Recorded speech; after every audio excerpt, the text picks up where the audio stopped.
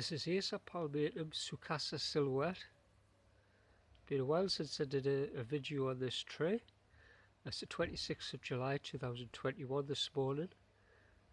I'm just going to show you a quick look at this tree, how it's done this year so far. It was root pruned and repotted back into the same pot early in the spring.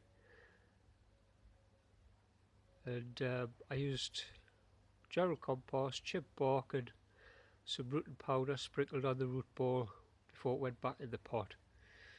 Now the root powder has done wonders on the trees we've repotted this year. This tree is looking very healthy. There's a few tiny little bits of dieback to some of the branches which will be pruned off on a nicer day. It's a little bit cloudy today, so I'll leave that for now. But the main difference in this tree is the leaf size.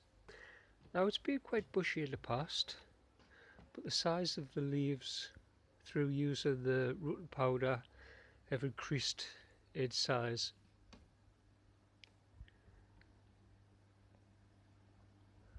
It gets a semi-shaded spot, doesn't get direct sun, gets lots of light, and it stays quite green when it's next to the fence in that spot there, next to the post. There's a few tinges of red to the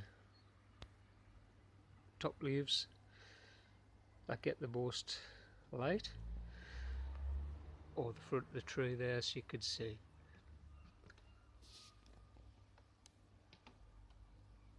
But it's the actual size of these leaves which have increased. Normally they're sort of half that size, very tiny leaves it usually has.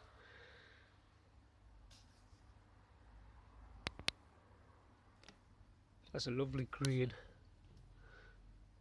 trunk colour as well.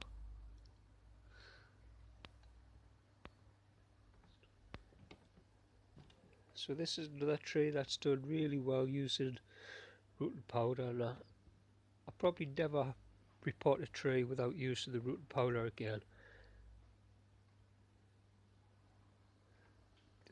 The success in the health of the tree recovering and the growth. This is probably put on an inch or two in height. It doesn't normally grow, but it's just the actual bushiness of the tree and size of the leaves, and generally overall it just looks a lot healthier than usual.